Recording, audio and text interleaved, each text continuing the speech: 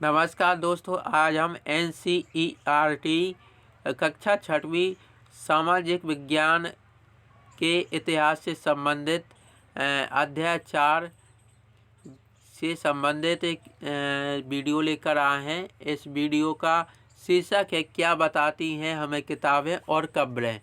तो वेद 4 हैं। वेद कौन कौन से 4? ऋग्वेद, सामवेद, यजुर्वेद तथा अथर्ववेद। ये 4 वेद हैं।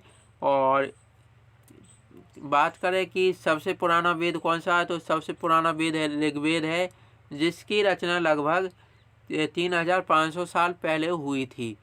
फिर इसके बाद ऋग्वेद में 1000 से ज़्यादा प्रार्थनाएं हैं, जिन्हें सूक्त कहा गया है। सूक्त कहा गया है। सूक्त का मतलब अच्छी तरह से बोला गया।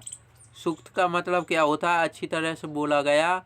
ये विभिन्न देवी देवताओं की स्तुति में रचे गए थे। जो सूक्त हैं यह देवी देवता की स्तुति अर्थात वंदना और प्रार्थना के लिए रचे गए थे। इनमें से 3 देवता बहुत ही महत्वपूर्ण हैं। इन सूक्तों में कौन कौन से 3 देवता महत्वपूर्ण हैं? तो अग्नि, इंद्र और सोम। 3 देवता ऋग्वेद में कौन कौन से हैं महत्वपूर्ण? अग्नि, इंद्र और सोम। अग्नि आग के देवता, इंद्र युद्ध के देवता हैं और सोम एक पौधा है जिससे एक खास पेय बनाया जाता था। खास पेय मतलब सोम कहा भी जाता है कि सोमरस पीते थे देवता लोग। तो सोमरस हो सकता है एक तरह का, जिस तरह अभी के लोग चाय पीते हैं, तो उसी तरह उस समय देवता क्या पीते थे? सोमरस पीते थे। फिर इसके बाद वैदिक प्रार्थनाओं की रचना ऋषियों ने की थी। ऋग्वेद की भाषा प्राक संस्कृत या वैदिक संस्कृत कहलाती है। प्रश्न पूछा जाता है कि ऋग्वेद की भाषा क्या थी, तो प्राक संस्कृत अर्थात वैदिक संस्कृत कहलाती है। अब हम आगे देखते हैं। ऋग्वेद का उच्चारण किया जाता था और श्रवण किया जाता था, ना कि पढ़ा जाता था। तो जब ऋग्वेद वैदिक स्कूल या वैदिक आश्रम थे, तो उस वक्त ऋग्वेद को लिखा नहीं जाता था और ना पढ़ा जाता था कि जिस तरह अभी हम किताब पढ़ रहे हैं, तो इस तरह ऋग्वेद को पढ़ा नहीं जाता था। सिर्फ उसका उच्चारण किया जाता था और श्रवण किया जाता था। मतलब किसी ऋषि ने बोल दिया और उनके शिष्यों अर्थात बच्चों ने, जो उनके पास पढ़ने आते थे, तो उनने सुन लिया। तो यह ऋग्वेद का उच्चारण किया जाता था।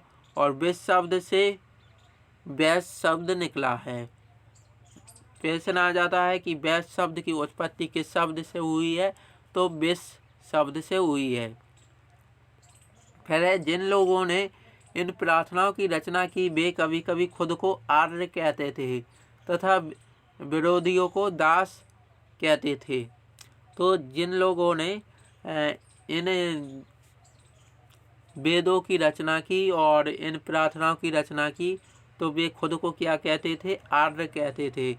और जो इन आर्यों का विरोध करते थे, तो उन्हें दास या दस्यु कहते थे। फिर इसके बाद दास और दस्यु की परिभाषा है। दास या दस्यु वे लोग थे जो यज्ञ नहीं करते थे। बाद में दास का स्त्रीलिंग क्या है? दासी। शब्द का मतलब गुलाम हो गया। दास का मतलब क्या हो गया? गुलाम। दास वे स्त्री और पुरुष होते थे जिन्हें युद्ध में बंदी बनाया जाता था। उन्हें मालिक की जायदाद माना जाता था। जो भी काम मालिक चाहते थे उन्हें सब करना पड़ता था। तो दास होते थे जो मालिक काम करवाना चाहते थे, वह काम उन्हें करना पड़ता था। अब हम आगे देखते हैं।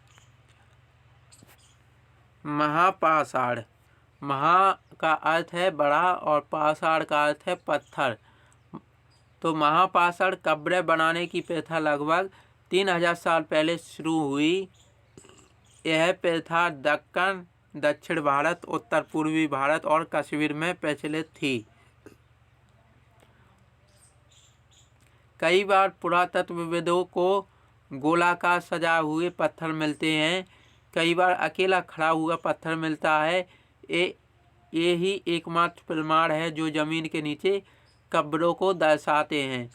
इस समय लोगों को गड्ढे खोदना, शिलाखंड को ढोकर लाना, बड़े पत्थरों को तराशना और मरे हुए को दफनाना यह कार्य थे। तो कब्रें होती थी इस तरह की, ऐसी चौकोर कब्रें होती थी और उन पर या तो ऐसा खड़ा पत्थर मिलता था और या गोलाकार पत्थर मिलता था। तो इस तरह की कब्रें बनाई जाती थी क्योंकि उनके अंदर मरे हुए व्यक्ति को दफना दिया जाता था, तो मतलब गाड़ दिया जाता था। अब हम आगे देखते हैं। ब्रह्मगिरी की खोजों में एक व्यक्ति की कब्र में 33 सोने के मनके और शंख पाए गए और दूसरे कंकाल के पास सिर्फ कुछ मिट्टी के बर्तन ही पाए गए। तो ब्रह्मगिरी की खोज हुई है। उस जगह पर एक व्यक्ति की कब्र में 33 सोने के मनके और शंख पाए गए। तो इससे स्पष्ट होता है कि यह व्यक्ति धनी था और दूसरे कंकाल के पास सिर्फ कुछ मिट्टी के बर्तन पाए गए। तो इसका अर्थ है कि यह दूसरा व्यक्ति था, तो वह गरीब था, निर्धन व्यक्ति था, जिसके पास सिर्फ क्या था, मिट्टी के बर्तन ही थे। अगला है कंकाल का लिंग पहचानने का सबसे बेहतर तरीका क्या है, उसकी हड्डियों की जांच है। चूँकि महिलाएं बच्चों को जन्म देती हैं, इसलिए उनका कटी प्रदेश कूल्हा, जिसे कूल्हा भी बोला जाता है, पुरुषों से ज़्यादा बड़ा होता है। ये समझ कंकालों को आधुनिक अध्ययन पर आधारित है। पहले कंकाल की पहचान पहले प्राचीन समय में कैसे करते थे कि कंकाल के पास कंकाल होता था तो वह आभूषण पहने रहता था। तो आभूषण पहने रहता था तो उससे यह समझते थे कि आभूषण पहने हैं तो यह स्त्री है और आभूषण नहीं पहने हैं तो वो पुरुष है।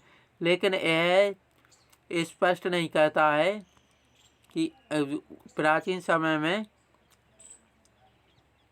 पुरुष भी आभूषण को पहनते थे, तो उससे स्पष्ट बिल्कुल पता नहीं चलता था कि यह इनमें पुरुष और स्त्री का कंकाल कौन सा है। लेकिन जो अभी प्रमाण है कि उनका कटी प्रदेश कूल्हा पुरुषों से बड़ा होता है, तो यह इससे स्पष्ट हो जाता है क्योंकि ये वैज्ञानिक पद्धति पर आधारित है।